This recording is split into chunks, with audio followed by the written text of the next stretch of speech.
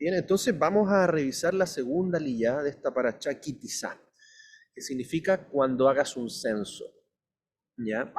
Eh, la primera liyá, bueno, la revisamos ya en enseñanzas anteriores, están grabadas, así que vamos a la segunda liyá para poder reflexionar aquí en Éxodo 31:18, que toma el último versículo del capítulo 31 hasta el capítulo 33:11, ¿ya? Así que vamos a ir leyendo y vamos a ir reflexionando un poquitito en estos pasajes tan trascendentales, ¿ah? Para Israel y para cada uno de nosotros hoy día, ¿ah? Ahí está. Entonces, 31:18, que es el último versículo, ¿cierto? De este capítulo dice, y cuando acabó de hablar con él, ¿cierto? Con Moisés, en el monte Sinaí, dio a Moisés las dos tablas del testimonio, las tablas de piedra escritas por el dedo de Elohim. Amén. Y ahora nos vamos entonces al capítulo 32.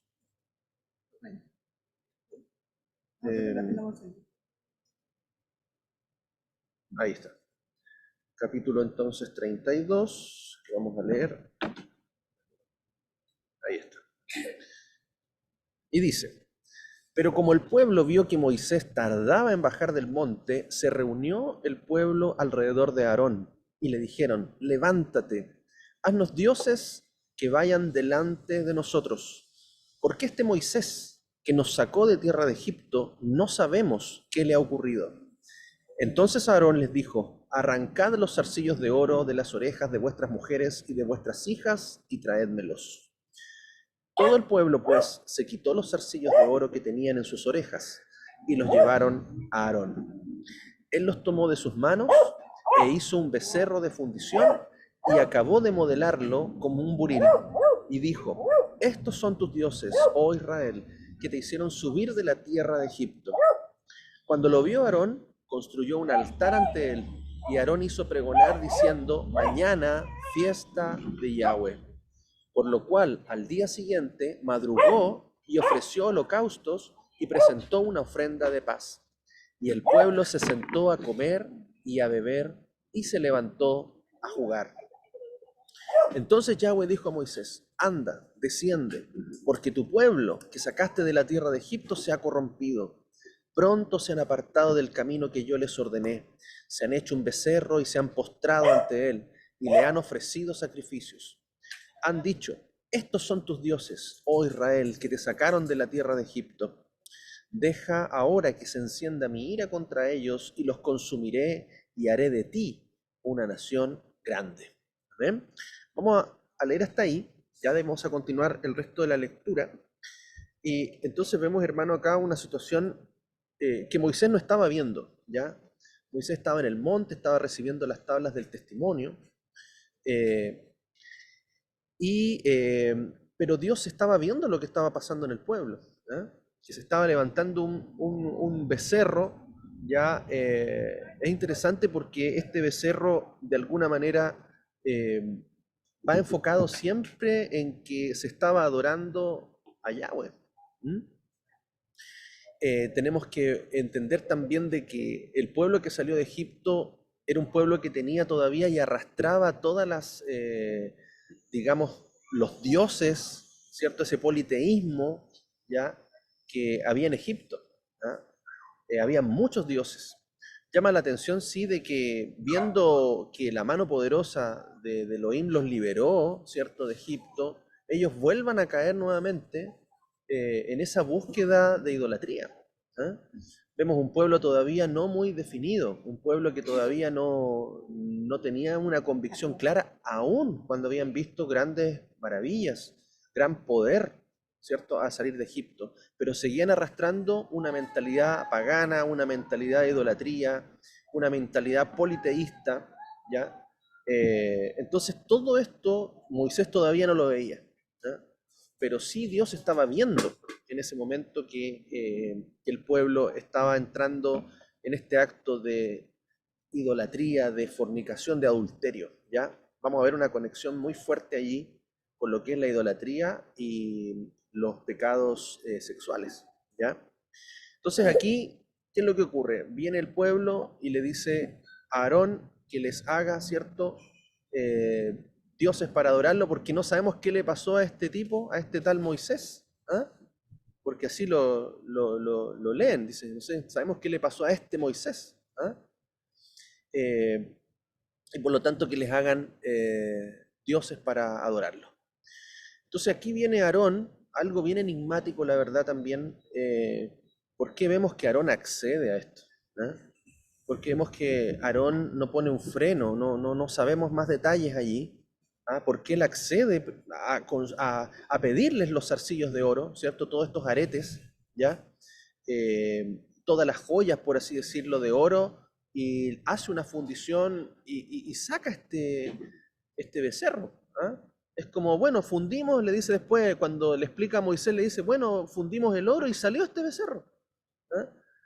Pero en realidad no fue tan así, así dice que se le dio forma, ¿ah?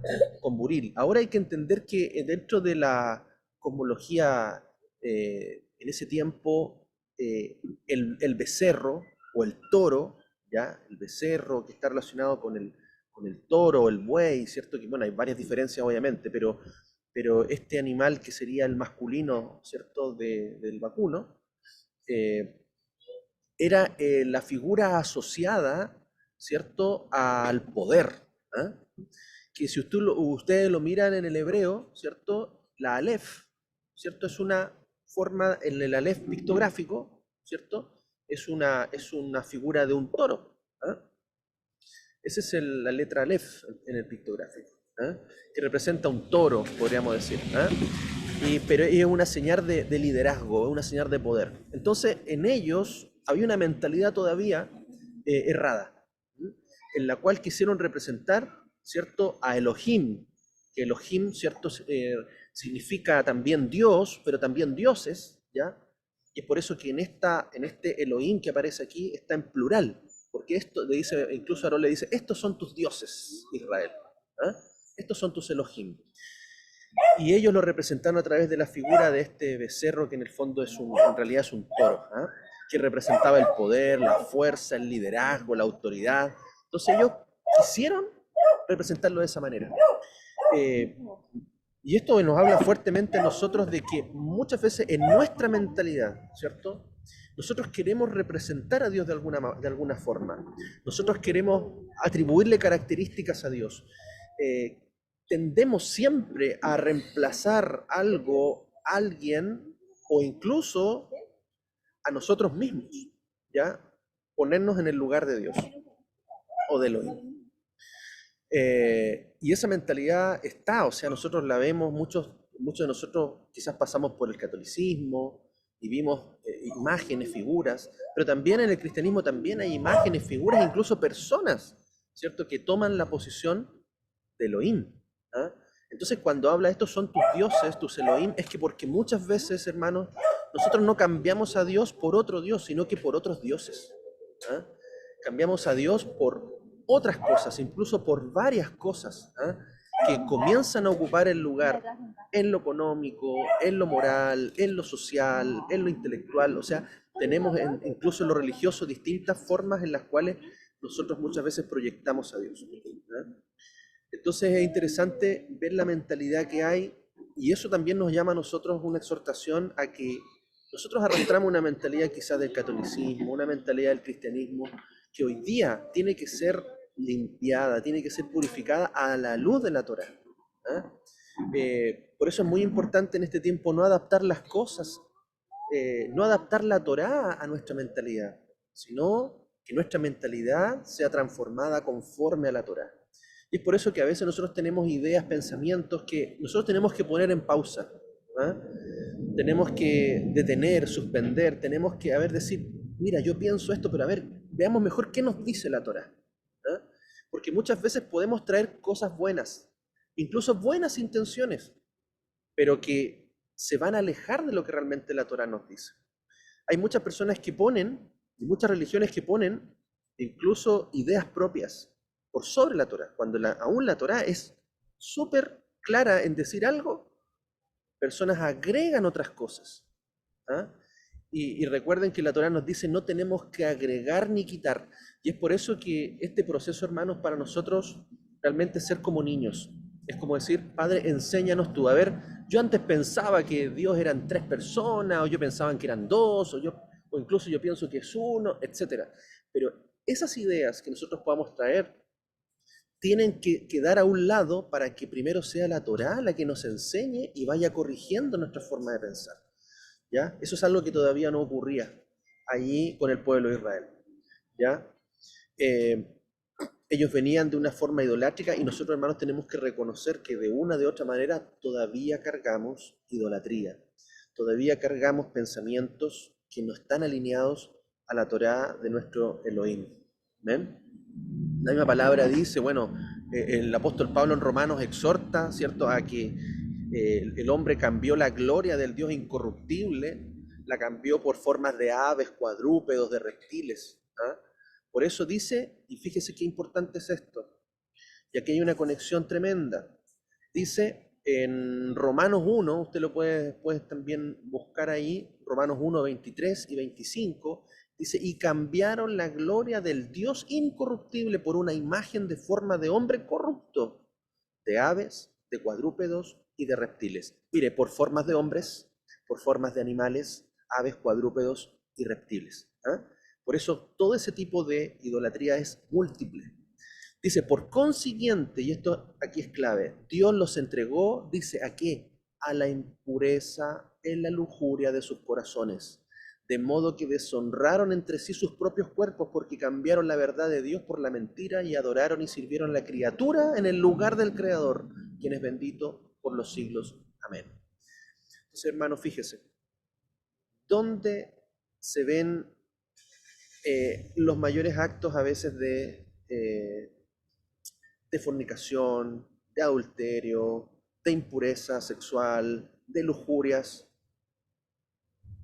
Muchas veces ¿dónde se destapan estos escándalos? En las iglesias. Iglesias católicas, cristianas, de cualquier índole. ¿Se fija?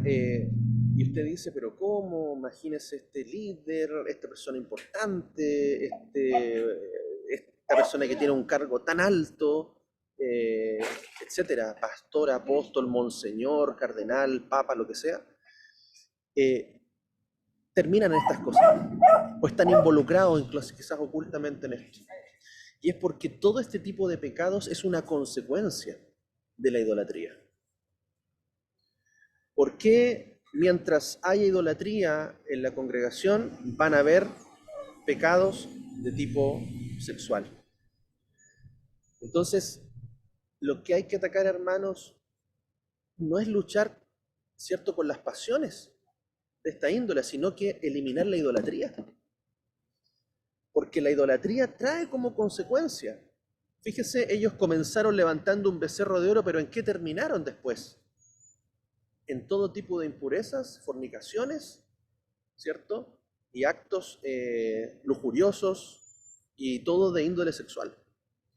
Eh, Nosotros leemos lo que está ocurriendo allí, es que dice en el versículo 6, dice, y al día siguiente se levantaron temprano y ofrecieron holocaustos y trajeron ofrendas de paz. Y el pueblo se sentó a comer y a beber y se levantó a jugar, dice.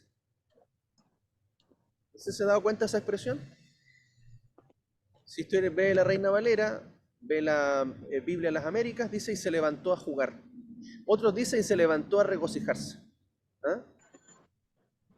Eh, pero la palabra en hebreo, ¿cierto? Habla de jugar. ¿En qué sentido? Está hablando de juegos a nivel sexual. ¿Ah? Entonces, ¿en qué terminaron, hermanos? En todo tipo de perversiones y depravaciones sexuales. Entonces, hermano, mire,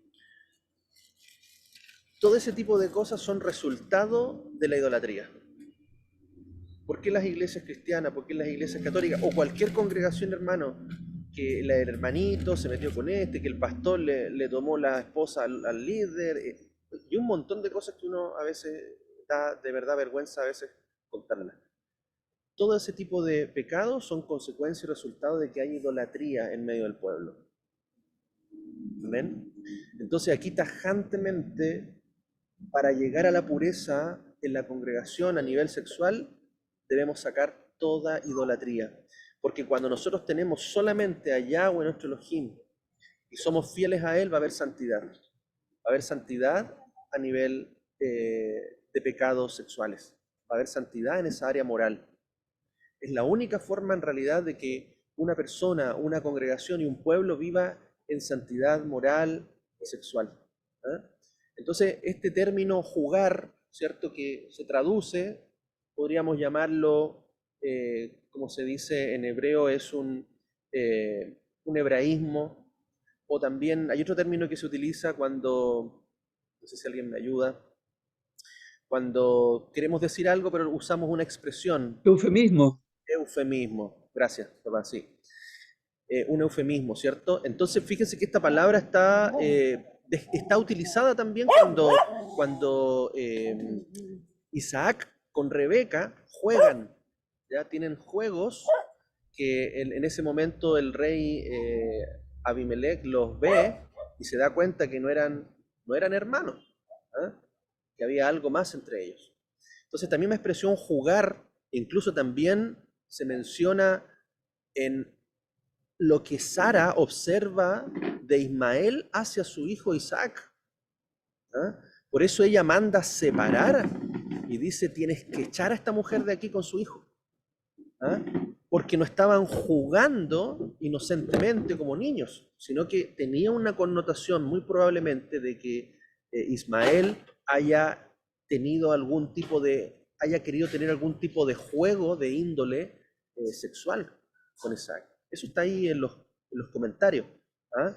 Y por eso aparece esta palabra, tanto en ese hecho de Isaac, de Ismael en contra de Isaac, y también aparece con Isaac y Rebeca, su esposa, y aparece también aquí en este pasaje, ¿cierto? Donde vemos todo lo que ocurre después del becerro. Entonces, una de las cosas por las cuales Dios nos manda, fíjense que los primeros mandamientos que tenemos de los 10 más importantes es: no te hagas imagen, no tengas otros dioses. ¿Ah? Cuando nosotros, hermanos, nos preocupamos de sacar la idolatría, el Señor va a cortar toda consecuencia y vamos a tener una vida santa, vamos a vencer esas luchas eh, en ese índole, quizás moral, sexual, de personas que llevan años luchando, incluso que se esfuerzan, pero hermano, lo primero que tenemos que hacer es sacar la idolatría, ¿ya? Todo tipo de idolatría en nuestra vida y todo lo demás se va a ordenar, porque en el fondo esto es una maldición para el pueblo, para los hijos de Dios que han levantado dioses, que se han levantado imágenes o que se han levantado otro tipo de personas o de autoridades sobre sus vidas, ¿cierto? Que están tomando el lugar de Elohim, de nuestro Yahweh, sobre nuestra vida. Amén. Eso es muy interesante lo que se ve aquí. Israel tenía una mentalidad muy, muy pagana, es lo que se ve aquí, y es por eso que han cambiaron la imagen de un Dios invisible por una imagen corrupta, por una imagen visible, ¿ah? De una figura. Y es lo mismo que ha pasado en este tiempo, ¿cierto? Vemos de que hoy día se han incorporado y todavía el Señor tiene que seguir limpiándonos de fiestas paganas, ¿ah? Que no son fiestas primero determinadas por Dios, ¿ah? Fiestas que han ido modificando. Por ejemplo, nosotros una de las cosas que cambió es que cambiamos el domingo, ¿cierto? Que el día del sol, ¿ya? Lo cambiamos y lo restauramos al Shabbat, al día que Él estableció, ¿cierto? ¿Qué otras cosas hemos cambiado? En la misma Semana Santa, ¿cierto? Que en el fondo era una celebración a la diosa Ishtar, por eso usted ve que en Semana Santa huevitos de Pascua, porque los huevitos son símbolo de la fertilidad de esta diosa. ¿Ah? ¿Qué otra cosa más hemos cambiado? ¿Qué otra fiesta se había cambiado por la del mundo? La Navidad, ¿cierto? El nacimiento del dios Sol, el nacimiento del dios Zeus, Júpiter, ¿cierto? En las distintas civilizaciones. ya lo cambiamos por el nacimiento del Señor, de Yeshua. Y por lo tanto, todas esas cosas el Señor las ha ido cambiando, idolatrías. ¿Ah? El mismo Año Nuevo también es en conmemoración al sol. ¿Ah? Por eso nosotros estamos esperando ya un poquito más de un mes más el Año Nuevo bíblico que el Padre nos ha establecido. Entonces así vemos cómo toda esa mentalidad nosotros tenemos que ir despojándonos para que así también venga una santidad completa a nuestra vida. ¿Mm? También lo que se celebró hace poco, ¿cierto? Y yo creo que todavía ahí nos queda el día del amor, ¿ah? El día de San Valentín, ¿cierto? Que son cosas que celebra el mundo, pero en realidad todos esos tienen orígenes de dioses, ¿ah? La diosa Venus, la diosa del amor, otra fiesta romana que era la Lupercalia, ¿cierto? Antigua, que obviamente se fue tornando en el San Valentín, y los cupidos, ¿ya? Y todo eso tiene orígenes de dioses. Hasta los cupidos eran hijos de mezclas de dioses, ¿ah? Digamos, en la cultura greco-romana. Entonces, así tantas cosas que nosotros tenemos que seguir limpiando, ¿ah? Y tenemos que pedirle al Padre, ¿cierto?, que nos vaya limpiando en eso. Acá me hacen la pregunta en el chat, me preguntan por los cumpleaños, ¿ya? A ver, si nosotros vamos a la escritura, no tenemos, digamos, una ordenanza, ¿ah? No hay un mandamiento ni un presente bíblico que nos diga que tenemos que celebrar el cumpleaños, ¿ya? O sea, eso no está, no existe. Hay dos referencias de cumpleaños que hay respecto de, por ejemplo, en Egipto, ¿ya? De un faraón y de Herodes, ¿ah? Cumpleaños, ¿cierto? Que Herodes le celebra a su hija, ¿ah? Y la cual y le pide como regalito de cumpleaños la cabeza de Juan el Bautista. ¿Mm? Entonces, no se ve asociado, digamos, algo positivo allí. ¿Ah? Pero, ¿qué es lo que nosotros debemos tener cuidado? En que cuando nosotros celebramos, por ejemplo, un cumpleaños, ¿ya? Primero, no nos estamos celebrando a nosotros mismos, porque de alguna forma nosotros estaríamos reconociéndonos a nosotros, ¿cierto? Dándonos gracias a nosotros. Yo creo que una persona que cumple años debe centrar su gratitud y su adoración al que le da la vida. Entonces, no hay un pecado en celebrar, pero si lo hago en el orden incorrecto, estaría mal. ¿Se fijan? Porque, ¿qué es lo que se hace en un cumpleaños? Yo he reflexionado harto en esto, les comparto lo que he reflexionado, sí. Esto no es un mandamiento, por eso tomen lo que pueda ser bueno o que nos sirva de enseñanza, pero uno, cuando está de cumpleaños, uno debería invitar a celebrar gratitud a Dios. Uno debería invitar a amigos o uno incluso entregar regalos a otras personas en gratitud, ¿cierto? Por acompañarle, y quizás invertir esa dirección que es egocéntrica, invertirla en gratitud a Dios, porque nosotros debemos estar agradecidos si cumplimos un año más de vida. La gratitud viene de nosotros hacia Dios. Invitar a nuestros amigos, familiares a darles gracias a Dios porque nos da la vida. Yo creo que eso podría ser algo más correcto. Lo otro también es que sé que el sentido de apagar velitas ya viene de un origen pagano, ya precisamente de ahuyentar los espíritus. ¿Ah? Creo que viene de la misma cultura que de los druidas, ¿cierto? Donde viene también lo que es el Halloween y todo eso. Entonces, si bien entonces la escritura no nos prohíbe ni nos ordena celebrar un cumpleaños, uno puede estar en la libertad de poder enfocar bien eso como una gratitud a Él. ¿Ven?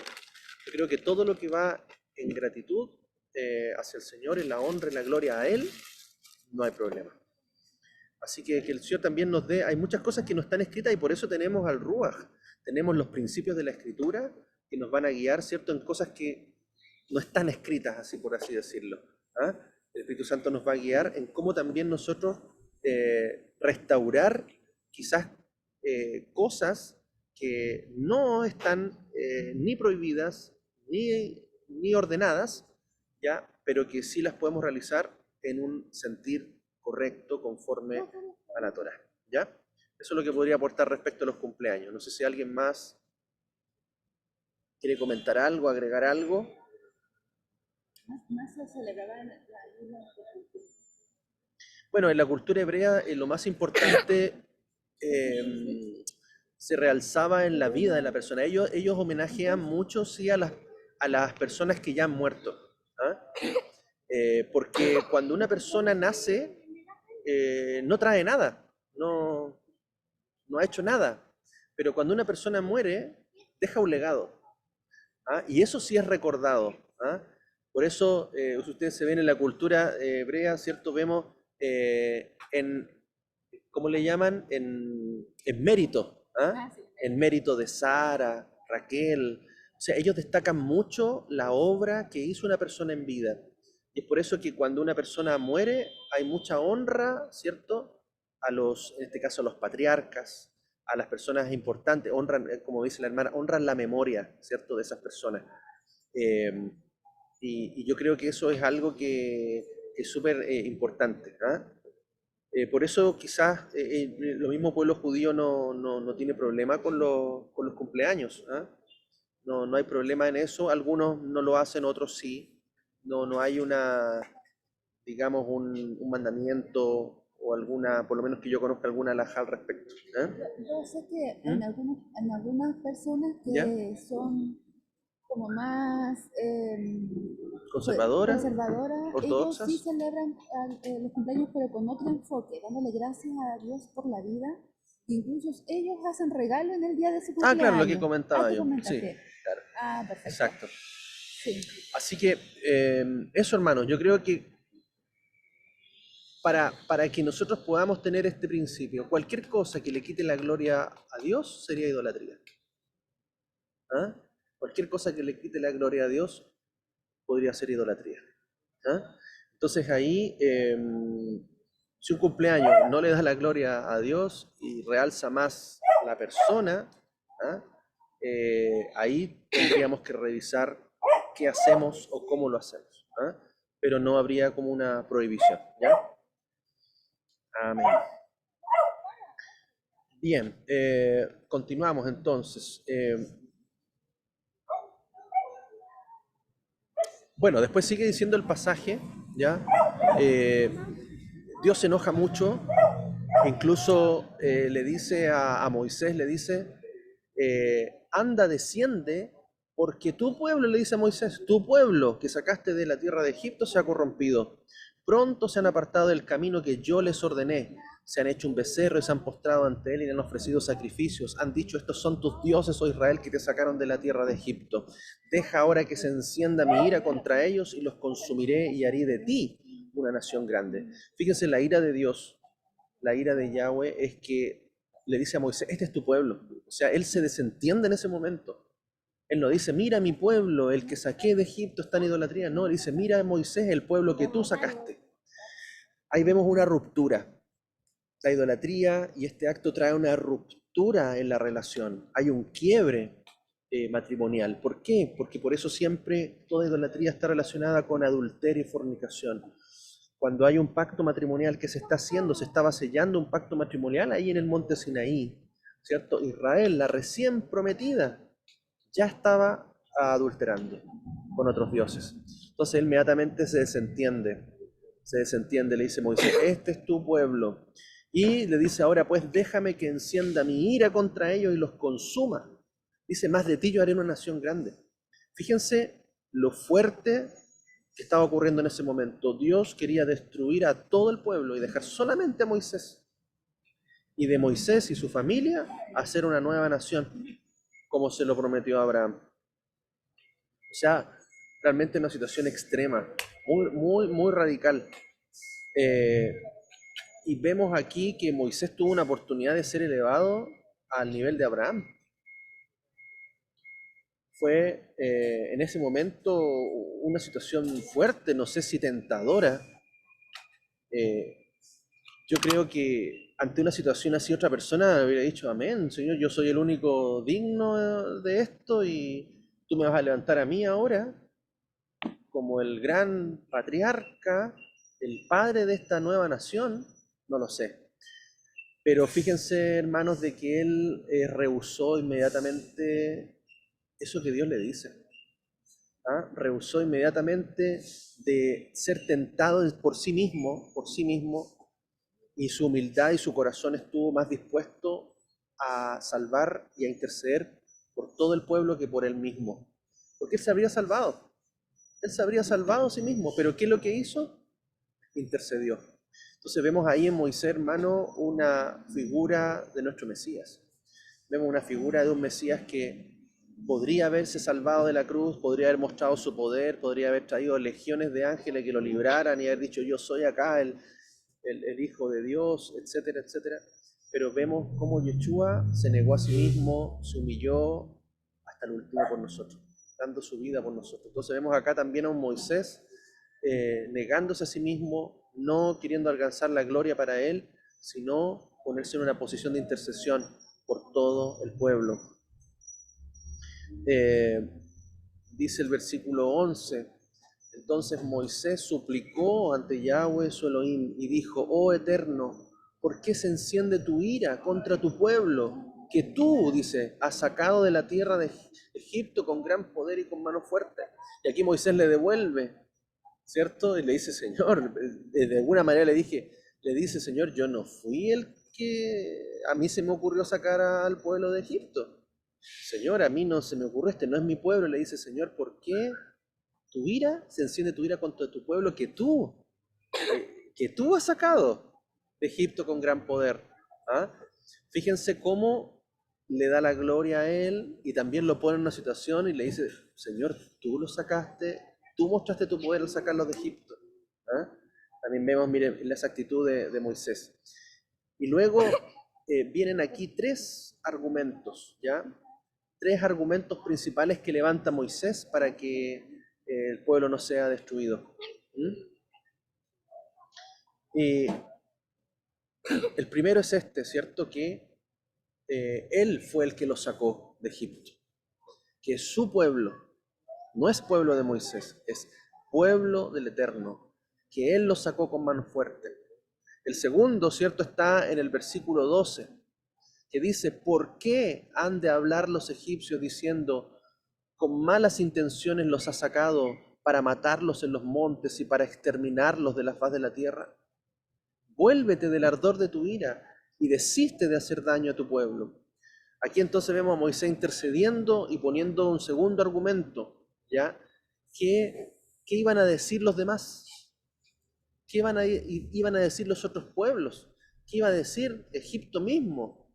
De que si él los sacó con gran poder para matarlos, para destruirlos en el desierto. Entonces aquí hay un segundo argumento que levanta Moisés en favor de que el testimonio de Yahweh no fuera mal, o el nombre de Yahweh fuera usado para que hablaran mal de él, ¿ah? Aún en el pecado de su pueblo. Y vemos aquí, por ejemplo, hermanos, en Ezequiel capítulo 20, vamos a leer solamente algunos versículos, que el pasaje es largo, que habla precisamente de este acontecimiento. Ezequiel 20, versículo 5. Miren lo que dice Yahweh. Dice, y diles, le está haciendo al profeta, así dice el Señor Eterno, el día que escogí a Israel y juré a los descendientes de la casa de Jacob, me di a conocer a ellos en la tierra de Egipto y les juré diciendo, yo soy Yahweh vuestro Elohim. Aquel día les juré que los sacaría de la tierra de Egipto a una tierra que yo había escogido para ellos, que emana leche y miel y que es la más hermosa de todas las tierras. Y les dije, arrojé cada una de las cosas detestables que os traen.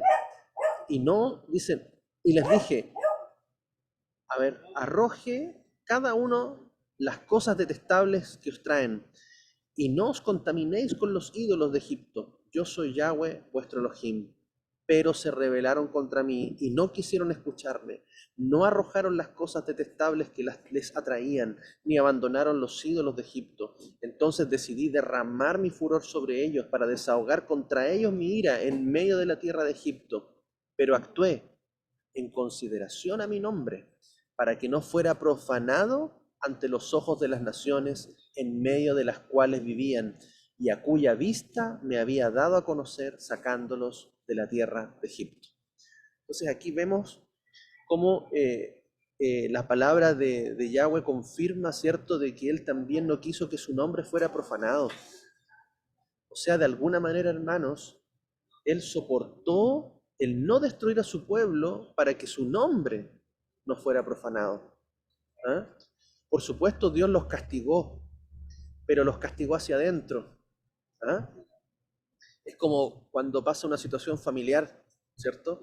Una situación vergonzosa, ¿cierto? En una familia. ¿Qué es lo que se hace? Se saca al hijo o al que causó, digamos, la vergüenza y se publica a todo el mundo. No, ¿cierto? ¿Qué es lo que hace? Se corrige en casa, pero se queda en casa. Así es lo que hace el Señor. Corrige a su pueblo, ¿cierto? Pero también que no fuera mal testimonio para los demás afuera y que su nombre fuera, ¿cierto?, profanado. Hubieran hablado mal de él, diciendo, mira, destruyó a su propio pueblo. ¿Mm? Entonces, vemos de que muchas veces nuestro Eterno, por amor a su nombre,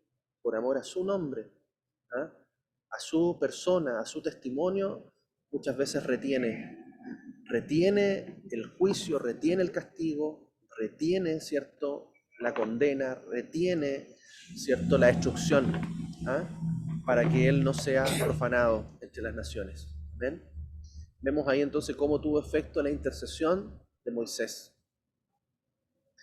Y el tercer argumento que usa Moisés, le dice, versículo 13, acuérdate de Abraham, de Isaac y de Israel, o de Jacob, siervos tuyos, a quienes juraste por ti mismo, y les dijiste, yo multiplicaré vuestra descendencia como las estrellas del cielo. Y toda esta tierra de la cual he hablado daré a vuestros descendientes, y ellos la heredarán para siempre. Fíjense, otro argumento poderoso que levanta Moisés.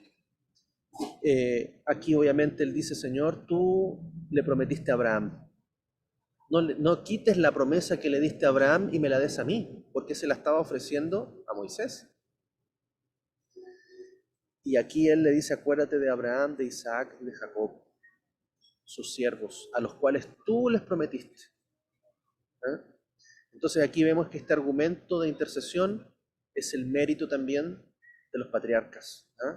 Es el mérito de Abraham, un hombre de fe, un hombre que estuvo dispuesto a sacrificar a su hijo Isaac en obediencia. ¿Ah? El mérito de Isaac también, el mérito de Jacob. ¿Ah?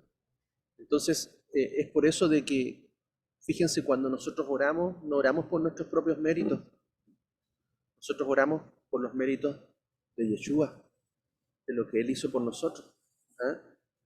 Fíjense cómo muchas veces, hermanos, nosotros podemos interceder en librar de juicio, destrucción a nuestros hijos, a nuestra familia, incluso para nosotros mismos, pero no por méritos nuestros.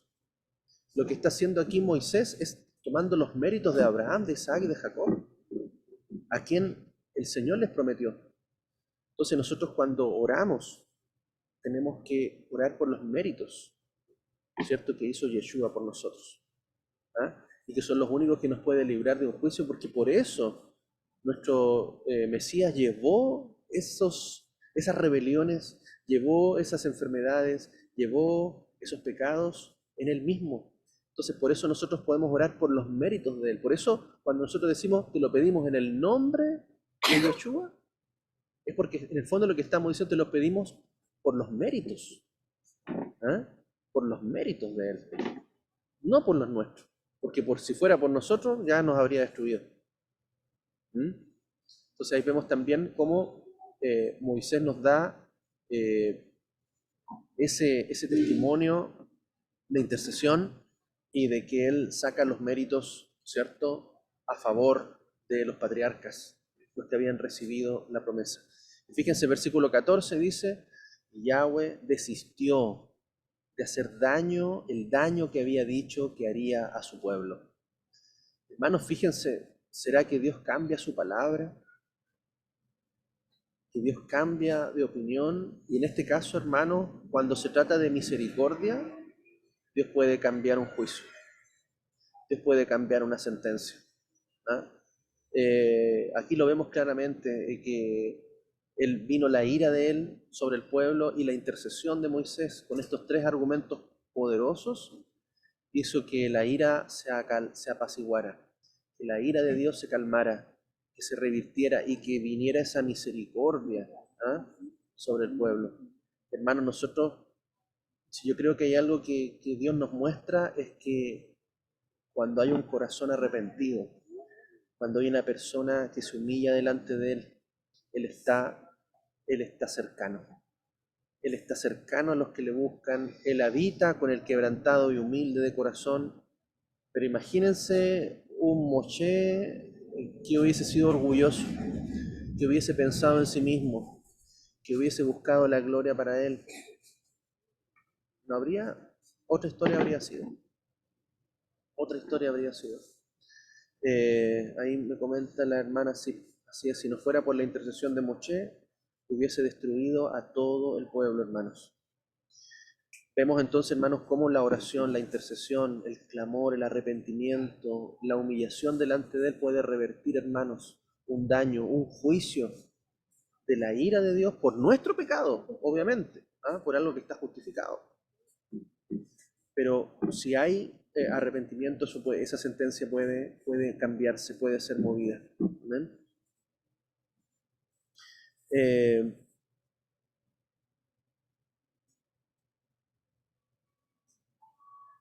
Amén. Y el versículo 15, ya, seguimos leyendo allí en Éxodo, versículo 15 dice, y Moisés se volvió y descendió del monte llevando en su mano las dos tablas del testimonio, tablas escritas por ambos lados, escritas por un lado y por el otro. Y las tablas eran obra de Elohim, y la escritura es escritura de Elohim grabada sobre las tablas. Mira, hermano, lo que está aquí es lo que llevaba Moisés en sus manos, eran las dos tablas del testimonio, que dice que estaban escritas por delante y por detrás, y que esa escritura había sido hecha directamente por el dedo de Elohim, grabadas allí. Dice, cuando Josué oyó la voz del pueblo, verso 17, del pueblo en su clamor, dijo a Moisés, voz de guerra en el campamento. Pero él dijo, no es voz de los que entonan victoria ni voz de los que entonan derrota, más bien oigo yo la voz de los que entonan el vino. Ya otro dice la celebración. Y aconteció que cuando se acercó al campamento observó el becerro y las danzas, y fue encendida la ira de Moisés. Ahora, la ira de Moisés vino después de pedir misericordia. Al ver realmente lo que estaba pasando, hermanos, vino la ira de Moisés y arrojando las tablas de sus manos las rompió al pie del monte. Y tomó el becerro que habían hecho y lo quemó en el fuego y lo hizo polvo y lo esparció sobre las aguas y lo hizo beber a los hijos de Israel. Y dijo Moisés a Aarón, ¿qué te ha hecho este pueblo que has traído sobre él tan gran pecado? Entonces, hermanos, lo que se ve acá, realmente ahora el pueblo se libró de la ira de Yahweh, pero no se libró de la ira de Moisés. ¿Ah? Yo creo que fue tan fuerte la escena que vio Moshe para quebrar las tablas. O sea, era algo tan valioso, hermano, era algo. Imagínense, Dios mismo había escrito, tallado esas tablas, escrito su Torá, sus mandamientos allí, eso era un tesoro, hermano. De hecho, es un tesoro, porque dicen que también esas tablas quebradas también fueron introducidas en el arca. ¿Ah? Pero él dice que la ira de Moisés vino y quebró las tablas, y dijo, ¿qué están haciendo? O sea, de verdad que fue como fuerte esa situación. ¿Ah? Y por lo tanto vemos ahí que Y fíjense lo que hizo. Tomó el becerro, lo quemó al fuego, lo fundió, lo hizo polvo, lo esparció sobre las aguas y dice que se los dio a beber. O sea, ¿qué es lo que bebió el pueblo? Agua con polvo de oro. Ahora, ¿por qué? Porque eso era un símbolo, ¿ya? Un símbolo de juicio, ¿cierto? Cuando el pueblo bebe las aguas con el polvo de oro de su idolatría, está bebiendo del juicio. Fíjense, hermanos, que después en la Torá nos enseña de que cuando había una mujer en la cual el marido sospechaba que era adúltera, ¿cierto? Que sospechaba, no tenía la certeza. Pero si el marido sentía que su esposa le había sido infiel y que era adúltera, ¿cierto? Lo que debía hacer ese marido es llevarlo al sacerdote. Y el sacerdote le daba a beber agua con polvo o ceniza de, de las ofrendas, de los sacrificios.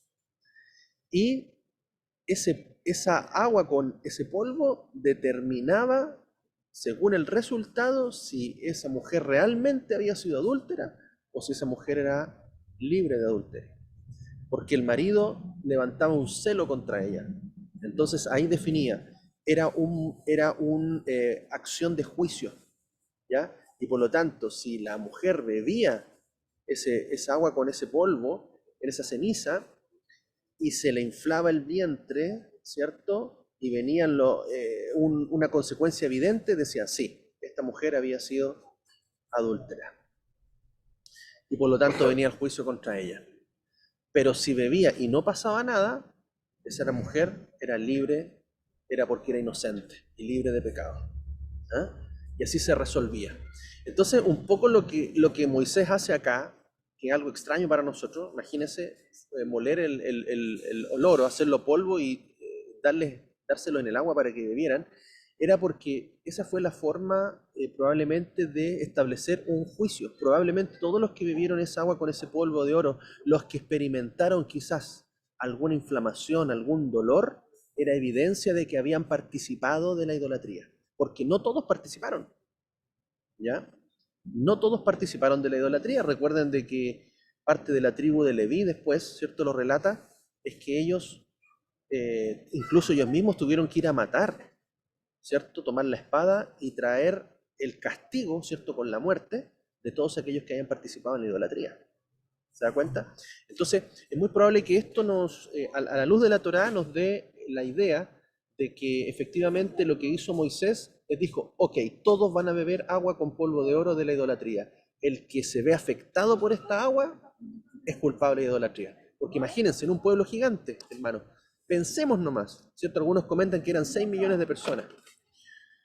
Pensemos que solamente eran 3 millones de personas, ¿ya? Dice, y dieron muerte a 3.000.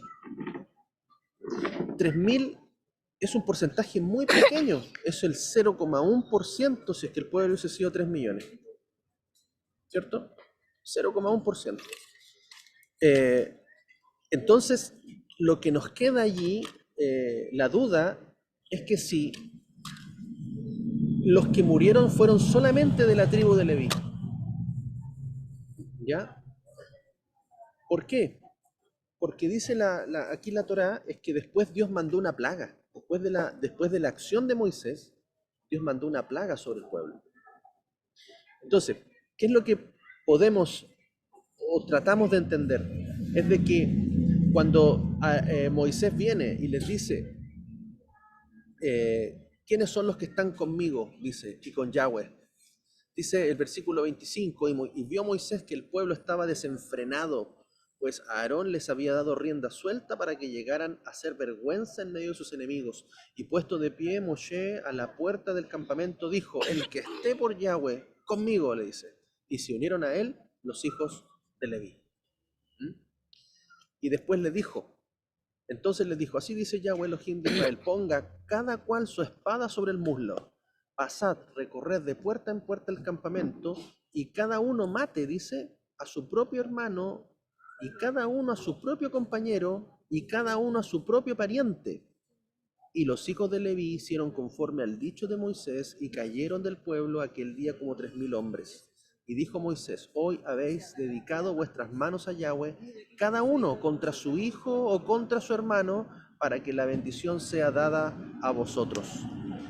Y ocurrió que al día siguiente dijo Moisés al pueblo, vosotros pecasteis con gran pecado, pero ahora subiré a Yahweh, tal vez pueda hacer expiación por vuestro pecado. ¿Mm? Y volvió Moisés ante Yahweh y dijo, este pueblo ha cometido un gran pecado y se ha hecho dioses de oro, pero ahora perdona su pecado. Si no, dice, bórrame de tu libro que has escrito.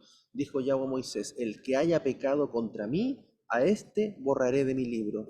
Y ahora ve, conduce a este pueblo a donde te he dicho, he aquí mi ángel irá delante de ti y en el día de mi reprensión castigaré sobre ellos su pecado. Y en efecto, hirió Yahweh al pueblo por la que había hecho con el becerro que hizo Aarón.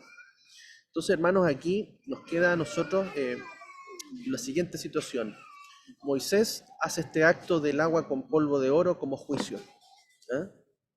Como juicio para que probablemente se identificaran todos aquellos que habían participado de la idolatría. Ya dice, bueno, ¿quién está conmigo? Los únicos que vienen son los hijos de Leví. ¿Mm? Y ahí puede ser, ¿cierto?, que los levitas, ¿cierto?, hayan obedecido la orden de Moisés y hayan matado, dice, como 3.000 hombres. ¿Ah? Como 3.000 hombres. No sabemos si esos 3.000 hayan sido de cualquiera de las tribus o probablemente puede haber sido solamente de la tribu de Leví. ¿Ah? ¿Por qué? Porque la tribu de Leví fue apartada, fue santificada, ¿cierto?, en ese momento para servir como sacerdocio. ¿Mm? Entonces puede que esa matanza hayan sido de los levitas que hayan participado y así la tribu de Leví se santificó y se limpió. ¿Ah? Puede ser una opción. O pueden ser que esos 3.000 hayan sido de todo el pueblo. ¿Ya? Porque lo interesante es que después vemos es que Dios mandó una plaga. ¿Ah? Mandó una plaga sobre el pueblo. Y ahí sí que no menciona, en este caso, cuántos murieron ahí. ¿Ah? Entonces, tenemos esa interrogante allí, pero claramente vemos que vino juicio de Dios sobre el pueblo. ¿Mm?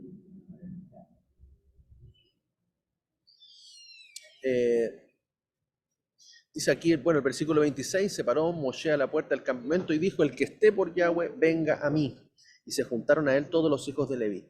La tribu de Leví, hermano, entonces fue la que tomó la decisión de no compartir el acto de idolatría.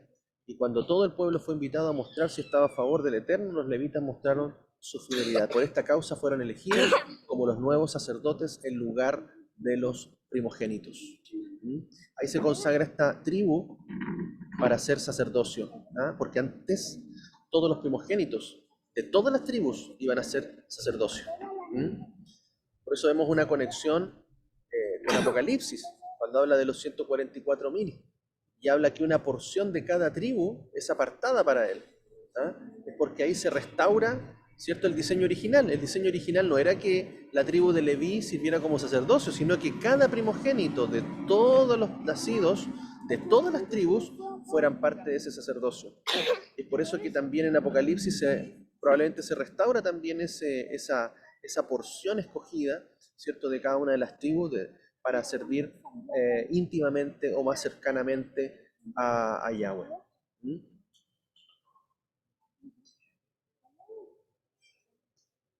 Ahí está. El versículo 30 nos dice, sucedió que al día siguiente dijo Moshe al pueblo, vosotros habéis cometido un gran pecado y ahora voy a subir a Yahweh. Quizás pueda hacer expiación por vuestro pecado. O sea, aquí Moisés también, hermanos, le toma el peso. Ve una perspectiva diferente porque recordemos que cuando Dios le habla, él no estaba viendo. Él no veía lo que estaba pasando en el pueblo. ¿Ah? Entonces él intercede, por decir, a ciegas.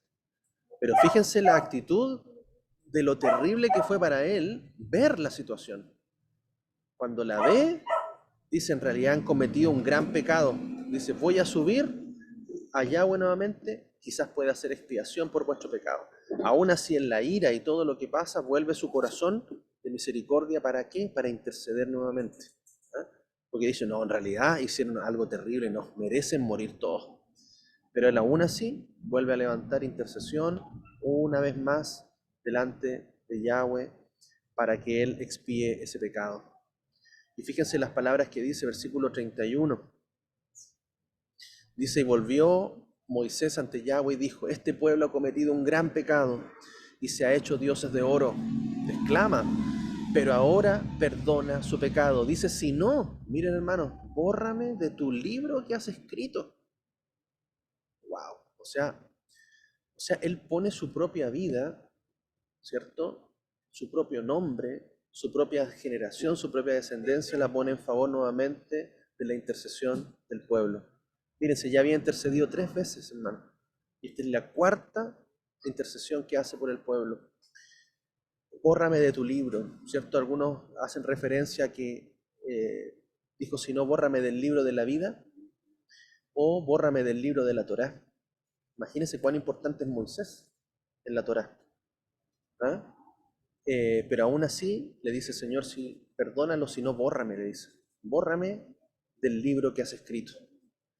Moshe aquí se sacrifica a sí mismo por amor al pueblo, de la misma manera que el Mesías está dispuesto a dar su propia vida. ¿Ah? Incluso por eso Yeshua clama y dice, Padre, Dios mío, ¿por qué me has abandonado? ¿Mm? Porque él experimentó en un momento el tener tanto pecado en su cuerpo, en su vida, que el Padre se tuvo que prácticamente alejar de él. Y él estuvo dispuesto a todo eso, por salvar y por expiar nuestros pecados.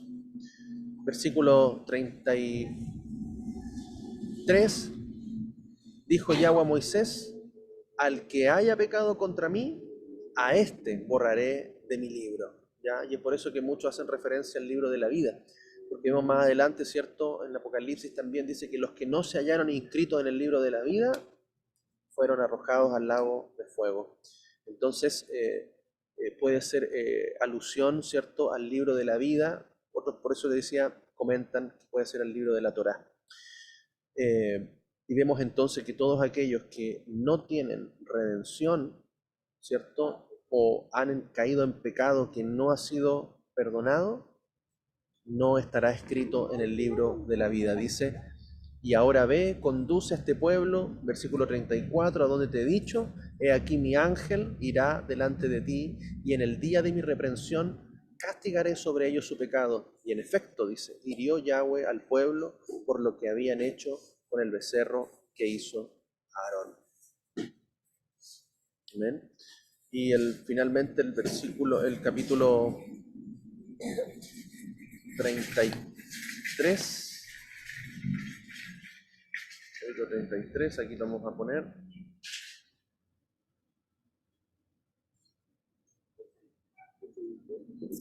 Acá. Dice versículo 33:1. Aquí se los voy a publicar, se los voy a proyectar de todas maneras para que lo leamos. Dice, y habló Yahweh a Moisés, ve, sube de aquí tú y el pueblo, miren, estaba enojado el Señor, dice, tú y el pueblo que hiciste subir de la tierra de Egipto, ¿ah? Es como que otra vez se lo tira a Moisés, dice, a la tierra de la cual juré a Abraham, Isaac y Jacob, diciendo, la daré a tu descendencia. Ahí empieza a recordar las mismas palabras que él había dicho, y enviaré delante de ti mi ángel, y expulsaré al cananeo, al amorreo, al eteo, al fereceo, al gergeseo, al heveo y al jebuseo, y os guiaré a una tierra que fluye leche y miel. Pero yo, dice, no subiré en medio tuyo, no sea que te consuma en el camino, pues eres un pueblo de dura cerviz. Cuando el pueblo oyó esta mala noticia, prorrumpió en llanto, porque Yahweh había dicho a los hijos de Israel, vosotros sois pueblo de dura cerviz. Si por un momento me presentara de en medio de ti, te consumiría. Ahora pues quita tus atavíos sobre ti, para que yo sepa lo que he de hacer contigo. Por lo cual los hijos de Israel se despojaron de sus atavíos del monte Horeb en adelante. Y tomaba Moisés la tienda y la levantaba lejos fuera del campamento, y fue llamada tienda de reunión. Y todo el que buscaba a Yahweh salía a la tienda fuera del campamento cuando salía Moisés a la tienda. Todo el pueblo se levantaba y cada cual estaba de pie a la entrada de su propia tienda y observaban a Moisés hasta que él entraba a la tienda. ¿Amén?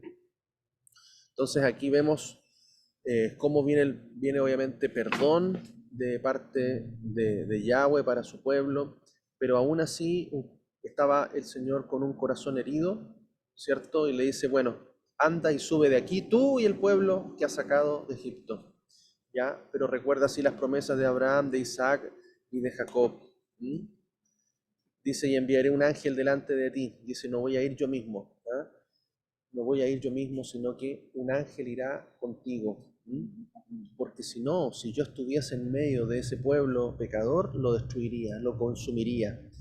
Porque Él es santo, no puede habitar con un pueblo que está en pecado. Y es por eso que a veces vemos que la presencia de Dios no se manifiesta como realmente Él quería hacerlo. Por eso tenemos que esperar hasta una nueva Jerusalén, hasta unos cielos nuevos y tierra nueva recién, para que la presencia de Él pueda habitar en medio del pueblo. Fíjense allí, esa es la gran diferencia que va a haber, que la presencia misma de Dios será el templo, será el tabernáculo en medio de la ciudad santa. Y dice que ninguna cosa inmunda entrará en ella. Por eso, hermanos, nosotros estamos siendo procesados en un tiempo de santificación, de apartarnos de idolatría, de apartarnos de pecados y de todas las consecuencias que esto trae sobre nuestra vida. ¿Para qué? Para que podamos recién poder estar en la presencia de Dios, en lo que Él siempre ha querido, habitar con su pueblo. Él quería habitar en ese momento con su pueblo, pero producto de ese pecado, de esa idolatría grande que hubo, Él no pudo estar en medio de ellos. Dice, pero, enviaré mi ángel. Y por eso también ahí muchos ven en el ángel de Yahweh, ¿cierto? Al Mesías mismo, a Yeshua, ¿cierto? Que es finalmente el que guía al pueblo, el que los pastorea en el desierto y el que está allí con ellos en protección y en dirección. Dice, para que los pueda guiar a una tierra que mana leche y miel, pues yo no subiré en medio de ti, no sea que te destruya en el camino, porque eres un pueblo de dura cerviz. Y por eso que vemos ahí entonces que ese ángel no es cualquier ángel, ¿ya? Es el ángel de Yahweh, es parte de la presencia misma del Eterno. ¿Ah? Lo mismo que vemos en Yeshua, que dice, yo vine del Padre, yo salí de mi Padre y he venido. ¿Por qué? Porque, hermano, nosotros en nuestra condición hoy día no podemos acercarnos al Padre. Y eso es lo que muchos hoy día no entienden. Muchos quieren acercarse directamente al Padre, quieren acercarse directamente al Eterno, pero no se puede, hermanos, no se puede, hasta que seamos restaurados, ¿ah? Por medio de nuestro Mesías. Por eso Yeshua mismo dice, nadie puede ir al Padre si no es por mí. Entonces no hay otro camino. Y muchos desechan a Yeshua, hoy día lo tratan como un simple hombre, pero no, es esa porción, esa presencia, esa extensión misma, ya, del Eterno la que nos hace volver finalmente a la presencia del Padre. ¿Amén? Entonces, vemos acá que se detiene prácticamente esa habitación, ya esa presencia de Dios mismo. Recuerden que el sentido del matrimonio es que el marido se une a su mujer. Y vemos que el acto de este pacto era un acto matrimonial, era un acto de unión. ¿Qué es lo que venía después de ese pacto? Es que la habitación del marido iba a estar en medio de su esposa, en medio de su pueblo. Pero ¿qué es lo que ocurre aquí? Se suspende, se corta, se detiene. Ok, les dicen, sigue llevando lo que yo hice promesa, pero yo no podré estar en medio de ellos. Y desde ahí hay siempre una distancia, siempre hay intermediarios. Por eso siempre se tiene que oficiar la administración a través de un sacerdocio, a través de ciertas ofrendas, a través de sacrificios. Nadie podía entrar al lugar santísimo, solamente uno escogido, que tenía que tener un nivel de santidad tremendo. Solamente los sacerdotes y los levitas, solamente ellos podían entrar al tabernáculo, a la tienda de reunión. Todo el pueblo tenía que estar fuera. Entonces hay una separación nuevamente. ¿Ah? Es como un matrimonio, ¿cierto?, que está como medio separado, que el marido sigue amando a la esposa, pero esta no está en condiciones de poder estar con él. Entonces vemos allí cómo todo este pacto se rompe y cómo también es que Yeshua finalmente viene a restaurar ese pacto, ¿ah? Ese nuevo pacto, para que nosotros finalmente podamos alcanzar el deseo de nuestro Elohim, que es habitar, que es estar en medio de nosotros. ¿Amén? Por eso tenemos que seguir luchando contra ese carácter duro, esa dureza de mente, esa dureza de corazón, ¿cierto?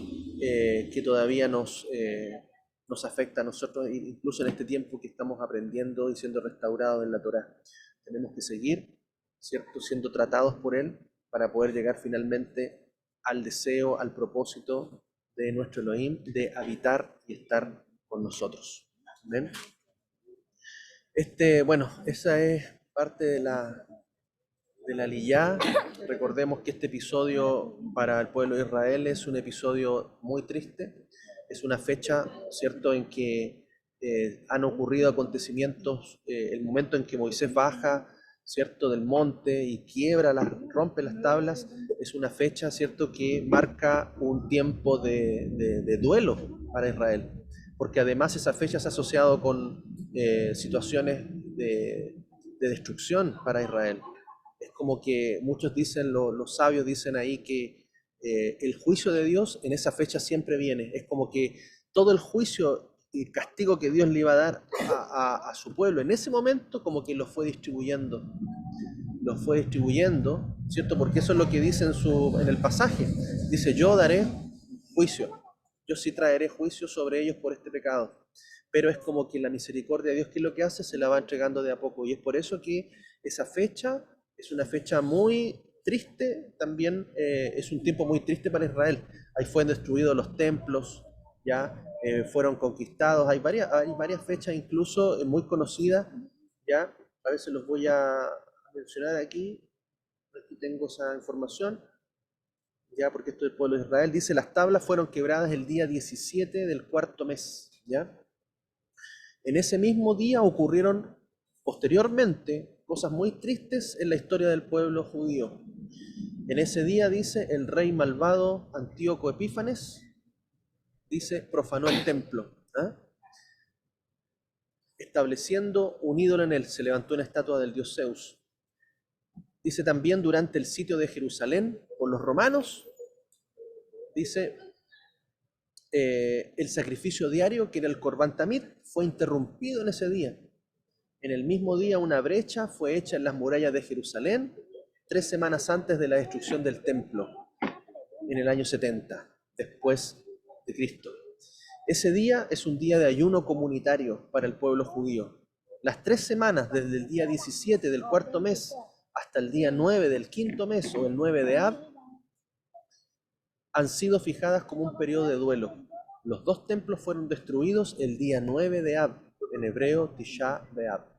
Entonces, si se dan cuenta, hay varios acontecimientos, bueno, lo hemos compartido en nuestras enseñanzas en el 9 de Ab, que son momentos muy dolorosos de destrucción, de castigo, de juicio sobre el pueblo de Israel, especialmente el pueblo judío.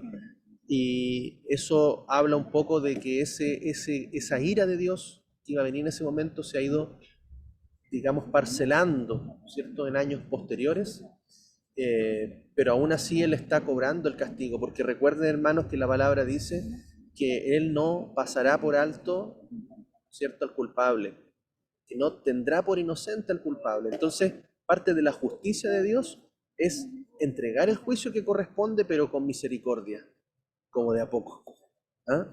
Y así por lo menos se ve en la historia de Israel. Un momento triste para reflexionar también nosotros y aprender todo lo que esta enseñanza nos muestra y nos deja también para hoy. Amén. Así que eso, hermano, es lo que podemos compartir. No sé si alguien más quiere agregar algo. Muchos ahí me han hecho la pregunta de por qué Aarón no recibió un castigo específicamente, por qué Aarón accedió. La verdad es que eso nos queda ahí como la interrogante, ¿ah? ¿Por qué Aarón permitió? ¿Por qué no muestra la Torá que Aarón dijo no hagan esto, los impidió? No sé, sino que accedió a eso, no se ve un juicio o un castigo directamente a Aarón. No sé, ahí queda un poco esa incógnita, ¿ya? O quizás la Torá ahí no nos da más detalles, quizás, ¿ya? De cómo fueron en sí las situaciones, ¿ah? Algunos dejan ver que simplemente Aarón no es el que instó al pueblo, sino que simplemente dijo, ok, si ustedes quieren hacer sus dioses, hagan sus dioses. O sea, es como un líder que accede a la presión de un grupo de personas y le dice, bueno, yo no quiero, pero si ustedes quieren, háganlo. Ahí está.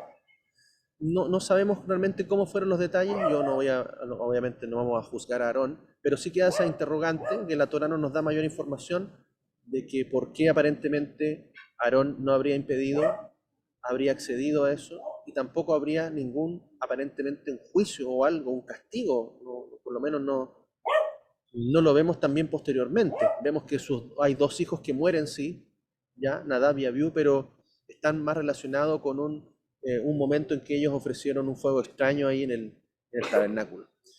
Pero eso, no sé si alguien más tendrá información, algún aporte o alguna duda, pregunta o algo más que añadir.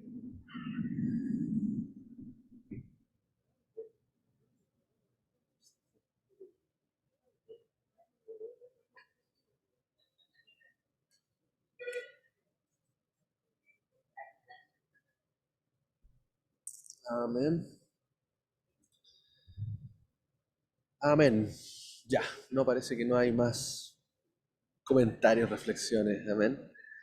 Bien, hermanos, vamos a orar. Vamos a leer, ¿cierto? Finalmente la bendición de la Torá, ¿cierto? La bendición final de la Torá. Ahí está. Y vamos a orar para que esta palabra, obviamente, esta enseñanza pueda quedar en nuestros corazones y podamos nosotros tener este testimonio para nuestras vidas, ¿cierto? De que estamos en un tiempo importante de recibir su Torá, un tiempo importante de alejarnos de toda idolatría, de renunciar a todo pecado, de levantar, ¿cierto? Los méritos de Yeshua, nuestro Mesías, en favor de nuestros pecados, de nuestras familias, de nuestros hijos, ya interceder, tomar ese corazón, ¿cierto? Que estuvo Moisés, ese corazón que tuvo Yeshua, ese también tenerlo nosotros por los que están a nuestro alrededor. Amén. Dice la bendición después de leer la Torah, dice, Baruch atah Adonai, Eloheinu melech haolam, asher natan lanu torat emet. Behaye olam natá metujenu, Baruch atah Adonai, noten hatorah. Bendito eres tú, Adonai, Elohim nuestro, Rey del universo, que nos has dado la Torá de verdad y que implantaste vida eterna dentro de nosotros. Bendito eres tú, eterno, que da la Torá. Amén. Amén. Bien, vamos a orar entonces, hermano. No sé si, bueno, nadie más quedó pendiente de algún comentario o algo. Vamos a orar para despedirnos. Me gustaría pedirle a mi suegro, Florentino, nuestro hermano Florentino, que pueda hacer una oración para que pueda quedar en nuestros corazones toda esta enseñanza, ¿ah? Esta palabra, esta advertencia también, este remesón también que el Padre nos hace para bien, por supuesto. ¿Ah? Amén. Ok, ok. Amén, amén, amén. Ok, Padre maravilloso, le damos gracias por la enseñanza que hemos recibido, Padre. Nuestro deseo, Padre, es tener un corazón receptivo, por supuesto, asimilar cada una de las palabras que llegan a nuestra vida, Padre, eh, investigarnos entre nosotros mismos, Padre, pero con el único fin, Padre, que si hemos tenido idolatría o tenemos idolatría sin que nos hemos dado cuenta, sacarla de nuestra vida, Padre, porque sabemos las consecuencias que trae. Ya no nos podemos escudar en ningún argumento, Padre. Ya nos estás enseñando a través de la palabra lo que significa la santidad para nuestra vida. Entonces, si nosotros tuviéramos algún tipo de problema, yo pido, Padre, le ruego en esta hora, por su misericordia, que a cada uno de nosotros, Padre, nos dé el discernimiento necesario, nos dé la sabiduría necesaria para entender esto y ver toda nuestra vida bajo la perspectiva suya, no bajo la perspectiva nuestra. Nosotros a veces tenemos un concepto mucho más alto del que debiéramos tener de nosotros mismos. Así que, Padre, yo le ruego, Padre, que esta palabra llegue a nuestro corazón, a cada uno de nosotros, y que tengamos la capacidad para asimilarla. También, Padre, rogamos ahora por el que Raúl Conati continúa en viaje hacia el norte, Padre, ya retornando hacia el norte grande. Y también damos gracias nuevamente, Padre, por Fernandito, que es un milagro, Padre. Ayer fue probada nuestra fe con él, Padre, y, Padre, nuestra fe quizás se quebrantó, pero son las situaciones que uno tiene que vivir a veces para enterarse, o bien para comprender que la fe es lo más lindo que podamos tener y lo más poderoso que podemos tener también. Así que, Padre, gracias. Le ruego la bendición protectora para cada uno de los hermanos que está escuchando, y también para cada uno de los hermanos que no pudieron hacerlo por diversos motivos. Y, Padre, su amor, su bendición sea por cada uno de nosotros, en el nombre de Yeshua, nuestro Mesías, nuestro Señor y Salvador por siempre. Amén y amén. Amén. Amén. Amén. Qué bendición, hermano, ¿cierto? Que tenemos a un intercesor mayor que Moisés, ¿ah? Por nosotros, ¿ah? Sí, damos gracias al Padre, ¿cierto? Por su provisión, que no nos va a dejar aún cuando no puede habitar en medio de un pueblo de pecador, pero envía a su ángel, ¿ah? Envió a su Hijo por nosotros, y Él está intercediendo en este tiempo por cada uno de nosotros y por todo su pueblo. Amén. Así que qué privilegio tenemos también de tener, así como Moisés, a Yeshua con un corazón tremendamente humilde y dándolo todo por nosotros. Amén. Así que un abrazo grande, mira ahí, saludamos a todos los que están conectados, ahí veo a Yérica, bendiciones Yérica, ahí está nuestra hermana Carolina, Patricia, ahí está la familia de Roberto, Danisa, Claudio, Sofita, Claudito ahí también, bendiciones, Shabbat Shalom, Francesco, bendiciones también para ustedes, su familia, Marcos, ahí saludos a Eli, cariños, ahí a Catita también, bendiciones, Shabbat Shalom, Andrés Nati, qué bueno ver los hermanos, hermana Gilda también, bendiciones, y Ana Mónica. hermana Livia, hermana Mónica. Muchas bendiciones. Buen viaje ¿No? a todos los Gracias. que vuelven. Y nuestra hermana María Isabel también. ¿Ah? Ahí creo eso, lo mencioné a todos. Amén. Hermanos, un abrazo. Amén. Nosotros acá le mandamos saludos aquí. Estamos aquí ya cerquita ya de La Serena. ¿Ah? Fernando mío. Hola, hola. Natita. Matías. Así que estamos ya a Gabriel. a 100 kilómetros de La Serena, así que ahí continuamos viaje para descansar hoy día ahí para regalar con los tatas. Los tatas de Serena. Muy Lindo. cariño, Angélica. muchas gracias. Muchas bendiciones. Chavala. Shabbat shalom. Chaval. Shabbat shalom. Shabbat shalom. Shabbat shalom. Bonito viaje. Bendice. Gracias. Shabbat shalom. Nos despedimos. Chao, chao. Shalom. Shabbat shalom. Un abrazo. Un abrazo. Chao, chao, Mónica. Chao, Francesco. Chao. Chao, María Isabel. Chao. Chao, Patricia. Chao, chao. Que estén muy bien. Jimé. Chao, chao. Chao, chao. Chao, Gaby. Chao, Chao, chao, shalom. Que lleguen bien, sin novedad. Y que estén todos bien. Chao, Francesco. Chao. Chao, chao. Ole. Chao, hija.